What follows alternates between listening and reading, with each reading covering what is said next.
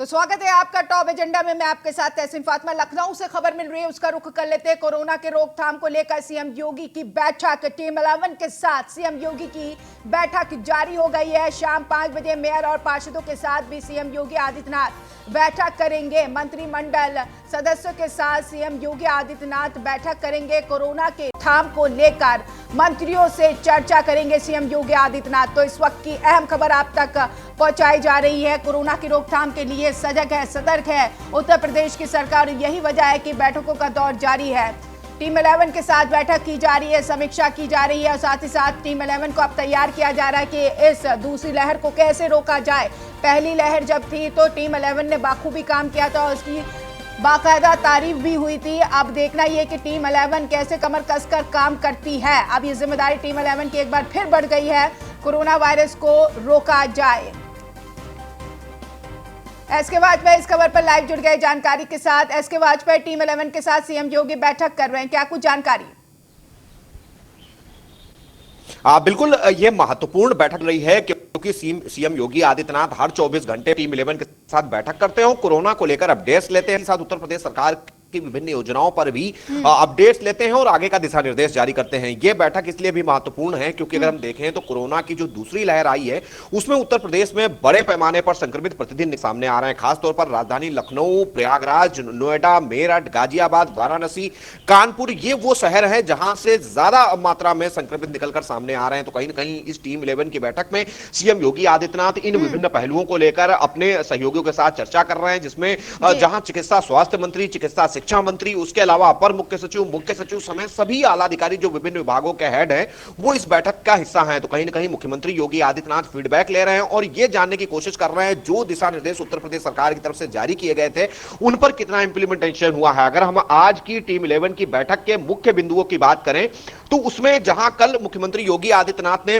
दिशा निर्देश दिए थे कि सभी हॉस्पिटल्स में डेडिकेटेड कोविड बेड्स की व्यवस्था की जाए और कहीं भी बेड्स की समस्या पूरे उत्तर प्रदेश के किसी भी जिले में ना हो, तो उसको लेकर आज सीएम योगी आदित्यनाथ फीडबैक ले रहे हैं। उसके अलावा कल ही उत्तर प्रदेश सरकार की तरफ से निर्देश जारी किया गया है कि किसी भी धार्मिक स्थल में 5 से अधिक व्यक्ति प्रवेश ना कर पाए, उसको लेकर भी क्या अब तक कार्रवाई पूरे प्रदेश भर के विभिन्न जिलों में की गई है, उसका फीडबैक भी मुख्यमंत्री योगी आदित्यनाथ ले रहे हैं। उसके अलावा जिस तरीके से विभिन्न परीक्षाएं पूरे उत्तर प्रदेश में चलनी है जो कि पहले से पूर्व निर्धारित है, उनको लेकर निर्देश थे कि इस तरीके से सेंटर्स बनाए जाएं और बच्चों के बैठने की व्यवस्था इस हिसाब से की जाए कि उनके बीच में सोशल डिस्टेंसिंग और जो कोरोना को लेकर गाइडलाइन है वो पूरी तरीके से फॉलो हो, संक्रमण कहीं ना बढ़े। तो उसको लेकर अब तक क्या कदम उठाए गए हैं उस पर भी सीएम योगी आदित्यनाथ फीडबैक ले रहे हैं। और जिस तरीके से उत्तर प्रदेश में वैक्सीनेशन लगातार चल रहा है, चूंकि वैक्सीनेशन उत्सव रहा है, कल जहां विभिन्न अधिकारियों कर्मचारियों ने वैक्सीनेशन कराया था, आज दूसरा दिन है जब सचिवालय और विभिन्न अनुभागों के अधिकारियों और कर्मचारियों का वैक्सीनेशन होगा।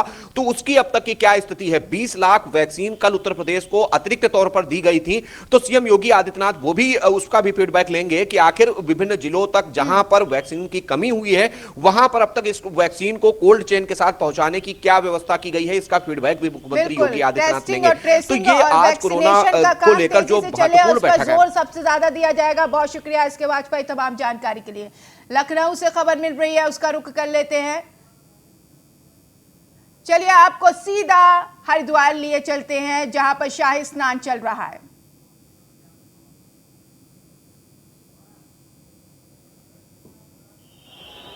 आप तस्वीर देखिए, इस वक्त झूला अखाड़ा स्नान करता हुआ दिखाई दे रहा है। इससे पहले निरंजनी अखाड़े ने स्नान किया था।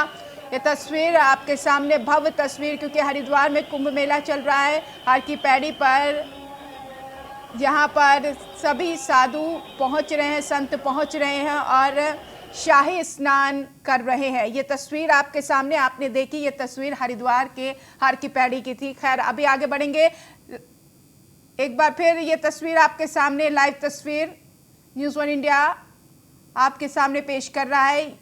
यह अखाड़ा आगे बढ़ता हुआ शाही स्नान करेगा और उत्साह देखिए तमाम संतों के बीच, और इस नज़ारे को देखने के लिए तमाम लोग भी मौजूद हैं। तो आस्था की डुबकी लगाने के लिए तमाम अखाड़े जाएंगे और स्नान करेंगे। चलिए बढ़ते हैं आगे, लखनऊ की बात कर लेते हैं। एमपी एमएलए कोर्ट में मुख्तार अंसारी की पेशी आज होगी। 21 साल पुराने मामले में कोर्ट में आज उसकी पेशी होगी। वीडियो कॉन्फ्रेंसिंग के जरिए कोर्ट में पेशी की जाएगी। तो अहम जानकारी अब तक पहुंचाई जा रही है। 21 साल पुराने मामले में आज कोर्ट में पेशी होगी। अब बाहुबली मुख्तार अंसारी पर कार्रवाई होती हुई दिखाई दे रही है। आज एमपी एमएलए कोर्ट में मुख्तार अंसारी की वीडियो कॉन्फ्रेंसिंग के जरिए पेशी होगी और सुनवाई होगी और इस तमाम लगे आरोपों पर सुनवाई होगी।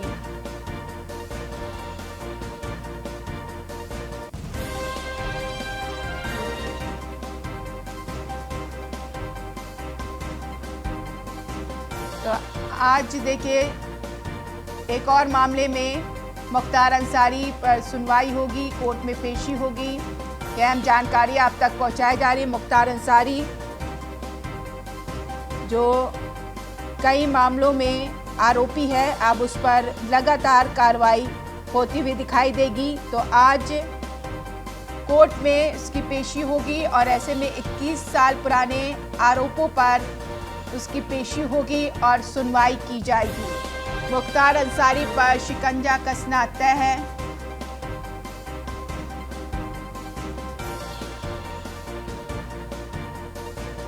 तो दिल्ली के स्वास्थ्य मंत्री कोरोना को लेकर क्या कुछ बोल रहे हैं, आइए आपको सुनाते हैं। आप लोग लॉकडाउन के उसमें नहीं है, ये आप भी कह चुके हैं, मुख्यमंत्री भी कह चुके हैं, लेकिन अस्पतालों की स्थिति है, बेड्स बहुत खराब हालत में, वेंटिलेटर्स खत्म होते जा रहे हैं, कई अस्पताल में जीरो तक पहुंच गए। देखिए पहले तो मैं बता देता हूँ, वेंटिलेटर जो है दो ही चीज़ें हैं, एक आईसीयू है और एक वार्ड है, दो ही तरह के बेड होते हैं। वेंटिलेटर का जब स्टार्ट हुआ था 1 साल पहले, तब वेंटिलेटर की इशू ज़्यादा बड़ा था। अभी अगर HFNO है, बाईपेप है या हाई फ्लो ऑक्सीजन है, दे आर इक्वली गुड। उसके लिए वेंटिलेटर के हर एक पेशेंट को ज़रूरत नहीं होती है, सिर्फ 2-3% लोगों को होती है। होता क्या है कि जो वेंटिलेटर बेड है, अगर वो ऑक्यूपाइड है तो उसको लिखते हैं भाई वेंटिलेटर पे बेड पे एक्चुअल वेंटिलेटर के ऊपर बहुत कम पेशेंट है। मैं आपको एग्जांपल बताता हूँ, बुराड़ी हॉस्पिटल में 30 पेशेंट हैं जो कि वेंटिलेटर बेड के ऊपर है, पर वेंटिलेटर पे एक भी नहीं है। ऐसे LNJP हॉस्पिटल के अंदर वेंटिलेटर बेड के ऊपर 60-70 पेशेंट होंगे, बट उसमें से वेंटिलेटर के ऊपर, एक्चुअल वेंटिलेटर के ऊपर शायद 2 या 3 पेशेंट हैं। तो सर क्या स्थिति है बेड्स के लिहाज से? बेड के लिए हम लगातार बढ़ा रहे हैं। पिछले 1 हफ्ते के अंदर हमने 5000 बेड बढ़ाए हैं। आज भी 50% बेड अवेलेबल है और हम फर्दर इंक्रीज कर रहे हैं। सर, जो अस्थायी कोविड केयर सेंटर्स पहले बनाए गए थे, क्या अब उनमें भी इजाफा दोबारा से बना रहे हैं? जैसे कोविड केयर सेंटर दिल्ली के अंदर जो, देखो मैं बता देता हूँ, 5525 bed as on today Delhi सरकार के हैं, जिसमें से 190 यानी 2% के करीब ऑक्यूपाइड है, बाकी सारे अभी भी अवेलेबल हैं। सर पिछली बार नवंबर का जब हाल था, 8000 मामले दर्ज हुए थे रिकॉर्ड, तब 18000 तक आपने बेड की संख्या पहुंचा दी थी दिल्ली के अंदर। देखिए लगभग पहुंच जाएगी। अभी हमने केंद्र सरकार से रिक्वेस्ट की है, उनके 1090 बेड अभी अवेलेबल है केंद्र सरकार के, जो कि उस टाइम पर 4000 से ऊपर थे। तो उनसे रिक्वेस्ट किया कि वो भी उस लेवल पे ले जाएं तो तुरंत पहुंच जाएंगे वहाँ तक। कौन कौन से हॉस्पिटल बढ़ेंगे सर अगर केंद्र सरकार के जितने भी हॉस्पिटल हमने रिक्वेस्ट किए, पिछले वाले लेवल पे उसको ले जाएं। 4000 की डिमांड की आपने, 3000 जितने भी पहले थे हमने कहा उतने ही कर दें, ताकि वो लेवल बराबर हो सके। सर, सरदार पटेल पे जैसे एक बहुत बड़ा सेंटर बनाया गया था, इस तरह के सेंटर्स दोबारा आप लोग शुरुआत कर रहे हैं? सब कुछ करेंगे, बिल्कुल सब कुछ किया लग रहा है जरूरत है सर उसकी? नहीं, देखिएगा जरूरी। तो दिल्ली के स्वास्थ्य मंत्री को आप सुन रहे थे, उन्होंने कहा है कि दिल्ली में बेडों की व्यवस्था की जा रही है और आगे भी करते रहेंगे और केंद्र की तरफ से सहयोग भी मिल रहा है। खैर आगे बढ़ेंगे, नोएडा से खबर मिल रही है। झुग्गियों में आग लगने की घटना पर सांसद महेश शर्मा ने ट्वीट किया है। ट्वीट कर महेश शर्मा ने दुख जताया है। हृदय विदारक इस घटना से आहत हूं। उन्होंने ये लिखा है, मेरी संवेदनाएं पीड़ित परिवार के साथ है। ईश्वर से दिवंगतों की आत्मा की शांति और घायलों के शीघ्र स्वास्थ्य लाभ की प्रार्थना करता हूं।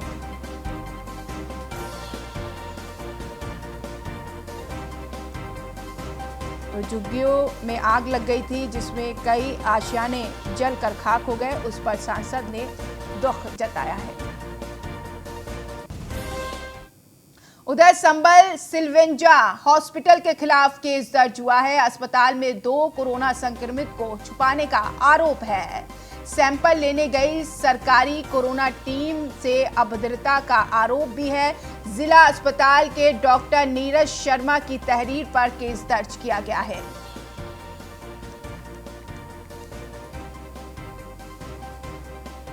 तो संबल सिलवेंजा अस्पताल के खिलाफ केस दर्ज हुआ। अस्पताल में 2 कोरोना संक्रमितों को छुपाने का आरोप है।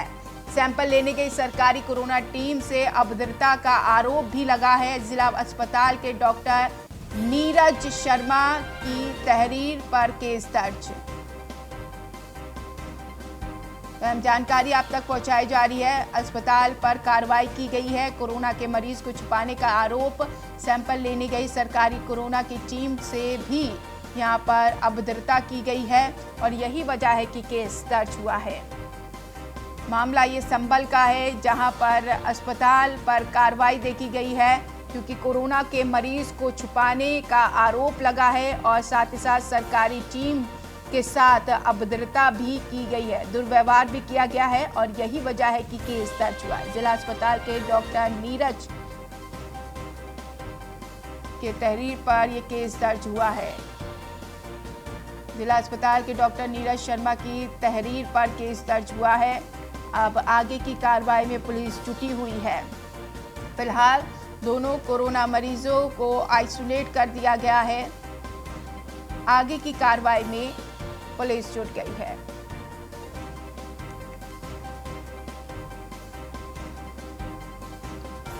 मुजम्मिल दानिश इस खबर पर जानकारी के साथ फोन लाइन पर जुड़ गए। मुजम्मिल, 2 कोरोना मरीजों को छुपाने का आरोप था इस अस्पताल पर। मैं आपको बता दूं, इस तरह से स्वास्थ्य विभाग की जानकारी मिली और स्वास्थ्य विभाग की टीम एसडीएम सहित और पीओ और उसके अलावा जो डॉक्टर नीरज यहाँ इंचार्ज हैं वो पहुंचे हैं। तो जिस तरह जानकारी मिली कि 2 जो मरीज कोरोना पॉजिटिव थे उनको सिलवेंजा अस्पताल में छुपाने की कोशिश की, क्योंकि इसी अस्पताल में एक जो नर्स का काम करती थी, वहाँ पर ड्यूटी देती थी, उसको कोरोना पॉजिटिव वहीं वो इलाज कर रहे थे। तो इस बीच वहाँ के जो मैनेजमेंट में जो डॉक्टर टीम पहुंची थी उससे अभद्रता भी की थी।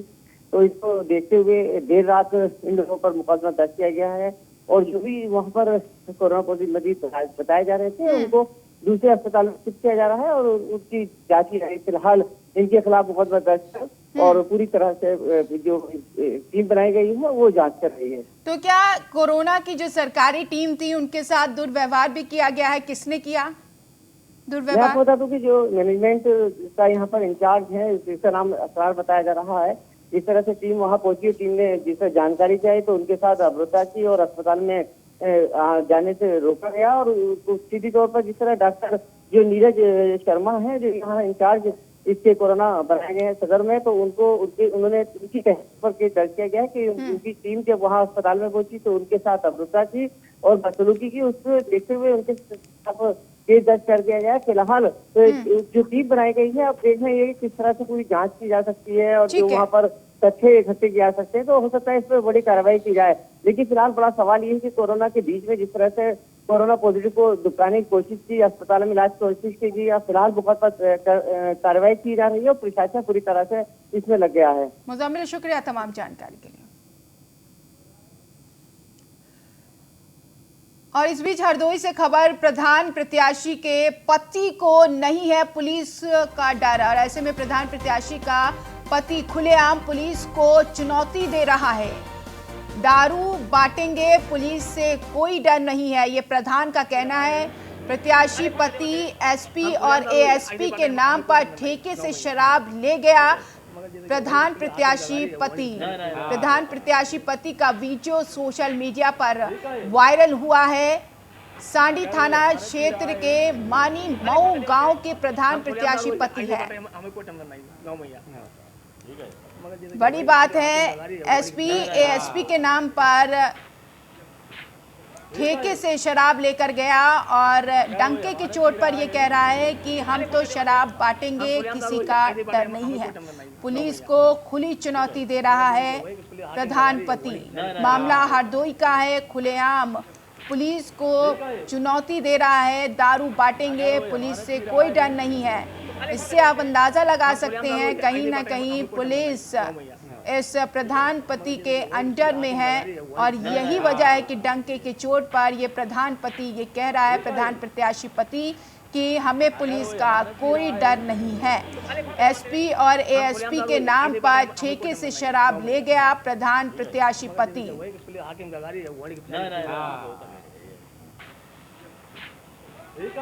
अंबुज मिश्रा संवाददाता इस खबर पर जानकारी के साथ फोन लाइन पर जुड़ गए हैं। अंबुज, पूरा मामला क्या है? ये जो प्रधान प्रत्याशी पति है वो इस तरीके से क्यों कह रहा है कि हमें पुलिस का डर नहीं, हम तो शराब बांटेंगे? जी बिल्कुल बताना चाहूंगा, पूरा मामला हरदोई जनपद के सांडी कोतवाली थाना क्षेत्र के अंतर्गत है, जहां पर एक प्रधान प्रत्याशी पत्नी का जो पति है तो उसका कहना है कि हरदोई जनपद में पुलिस हमारा कुछ नहीं कर सकती है, क्योंकि पुलिस को हम दारू वगैरह और मुर्गा वगैरह की पार्टी देते हैं। इस वजह से पुलिस जो है कि हम कुछ भी कर सकते हैं, दारू ले या कुछ भी करें, चाहे आचार संहिता के उल्लंघन करें, लेकिन पुलिस प्रशासन महकमा जो है उसके सामने बिल्कुल नतमस्तक नजर आता है। ऐसा उसने वीडियो में कहा, जो वीडियो जमकर वायरल फिर हरदोई जो पुलिस। तो क्या ये वीडियो एसपी एएसपी के संज्ञान में आया? जी बिल्कुल बताना चाहूंगा, पुलिस अधीक्षक अनुराग वत्स ने मामले को गंभीरता से लेते हुए जांच के आदेश दिए हैं। फिलहाल पूरे मामले की जांच हरदोई के सांडी थाना कोतवाल जो है उनके द्वारा की जा रही है और उनका कहना है कि जल्द से ही बिल्कुल ये बड़ा सवाल है, ये किसके शय पे ऐसी बातें कर रहा है? और ये जब वीडियो वायरल हुआ है, क्या कुछ कार्रवाई होगी? आप बने रहिए, आपके पास लौटेंगे एक बार फिर। हम अपने दर्शकों को ये वीडियो जो सामने आई है उस वीडियो में क्या कुछ ये प्रधान प्रत्याशी पति बोल रहा है वो सुना देते हैं। हम खुलेआम दारू ऐसे बाटे, हमें कोई टेंशन नहीं गाँव में यार, ठीक है, मगर जैसे वही पुलिस हाकिम गवारी है वही ठीक है। अगर वो हमारे पीरा है तो खाली फोन कर दे, हम खुलेआम दारू ऐसे बाटे, हमें कोई टेंशन नहीं गाँव में यार, ठीक है, मगर जैसे वही पुलिस हाकिम गवारी है वही ठीक है। अंबोज, तो सुना आपने कैसे ये कह रहा है हमें किसी का डर नहीं है। इसका मतलब ये है कि ये किसी की शय है और यही वजह है कि डंके की चोट पे प्रधान प्रत्याशी पति ऐसा बोल रहा है। जी बिल्कुल बताना चाहूंगा, किसी न किसी स्थानीय नेताओं का संरक्षण और सत्ता पक्ष पार्टी का जरूर होगा, इसी वजह से इस तरीके से ये प्रधान प्रत्याशी जो बात कर रहा है। फिलहाल पूरे मामले पर हरदोई एसपी अनुराग वत्स ने गंभीरता दिखाई और सांडी थाना क्षेत्र के कोतवाल को निर्देशित किया कि जल्द से जल्द इस आरोपी के खिलाफ कड़ी से कड़ी कार्रवाई की जाए। चलिए अंबुज, बहुत शुक्रिया तमाम जानकारी के लिए। अब बात कोरोना वायरस से जुड़ी। मेरठ में कोरोना की नई लहर बेकाबू और ऐसे में एक दिन में सामने आए 200 से भी ज्यादा मरीज। 23,149 संक्रमितों का आंकड़ा पहुंच गया है। अब तक 413 संक्रमितों की मौत भी हो चुकी है। बढ़ते कोरोना मामले को लेकर शासन ने चिंता जताया है। तो कोरोना की दूसरी लहर हर जिले में डरा रही है। उत्तर प्रदेश में कई ऐसा जिला है जो सबसे ज्यादा प्रभावित होता हुआ दिखाई दे रहा है। तस्वीर हम आपको जानकारी मेरठ की दे रहे हैं। मेरठ में एक दिन में 200 से भी ज्यादा मरीज सामने आए हैं। 23,149 संक्रमितों का आंकड़ा पहुंच चुका है। अब तक 413 संक्रमितों की मौत भी हो चुकी है एक अकेले मेरठ में। बढ़ते कोरोना मामले को लेकर शासन ने चिंता जताया है। अब देखना यह है कि क्या कोई सख्ती बरती जाती है। तो मेरठ में भी कोरोना बढ़ रहा है। कोरोना की रोकथाम के लिए जरूरी प्रयास करना जरूरी है और ऐसे में सख्त यहाँ पर एक्शन प्लान बनाना चाहिए ताकि सख्ती से काम अगर किया जाएगा तो लोगों के बीच जागरूकता भी आएगी।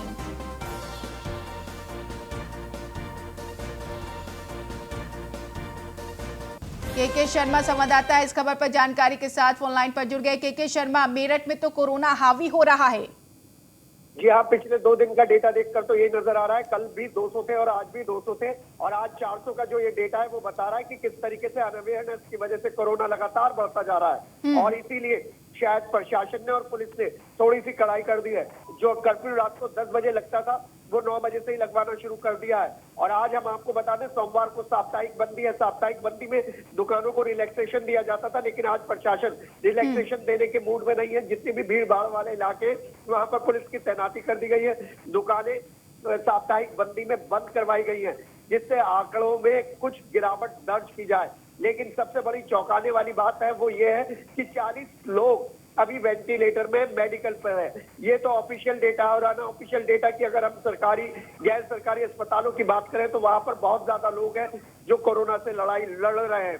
केवल L2 के जो केसेस है उनको सरकारी अस्पतालों में भेजा जाता है। L1 के केसेस जितने भी है वो प्राइवेट अस्पताल में चल रहे हैं। जी के शर्मा, शुक्रिया तमाम जानकारी के लिए। उधर कानपुर में भी नाइट कर्फ्यू का हाल जानने सड़क पर उतरे पुलिस कमिश्नर। देर रात शहर की सड़कों पर कमिश्नर असीम अरुण ने गश्त किया। गोविंद नगर, बर्रा, किदवई नगर, नौ बस्ता में नाइट कर्फ्यू का हाल जाना। बारा देवी मंदिर में नवरात्र की सुरक्षा व्यवस्था का जायजा लिया। मंदिर में कड़ी सुरक्षा के साथ बैरिकेडिंग कराने के निर्देश दिए हैं। पुलिस कमिश्नर के साथ डीसीपी दक्षिण रवीना त्यागी मौजूद रहीं।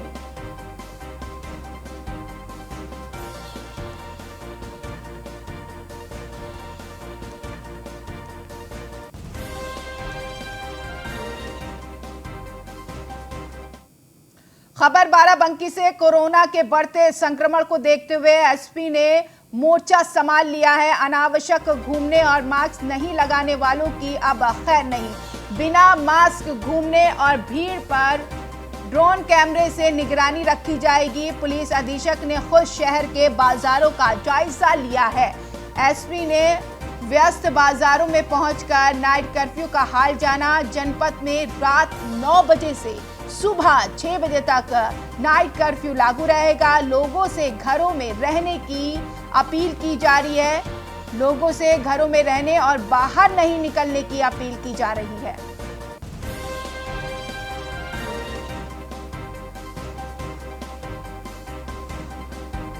तो बाराबंकी में भी नाइट कर्फ्यू लगा दिया गया है। इन सब के बीच लोगों से यह अपील की जा रही है कि नाइट कर्फ्यू में लोग घर में ही रहें और नियमों का पालन करें। अब यहां पर एसपी ने मोर्चा संभाल लिया है। ड्रोन कैमरे से सभी बाजारों पर और भीड़-भाड़ वाले इलाकों पर नजर रखी जा रही है। अनावश्यक घूमने और मास्क नहीं लगाने वालों की अब खैर नहीं। बाराबंकी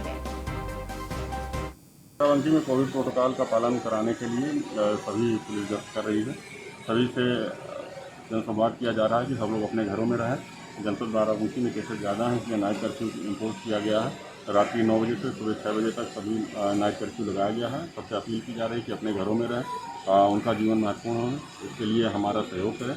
सभी कोविड-19 के जो प्रोटोकॉल हैं उसका अनुपालन करें, मास्क लगाएं, अपने 2 गज दूरी रखें, सैनिटाइजर का प्रयोग करें और अनावश्यक रूप से घरों से बाहर नहीं निकलें और बिना मास्क के कहीं मत जाएं। सर, ड्रोन कैमरा भी यूज़ किया? ड्रोन कैमरा यूज़ किया जा रहा है। जितने भीड़ भाड़ वाले स्थान हैं उन सभी को देखा जा रहा है कि कहीं कोई अनावश्यक रूप से घूमता हुआ या टहलता हुआ तो नहीं है या बिना मास्क के घूम रहा है, इन सभी को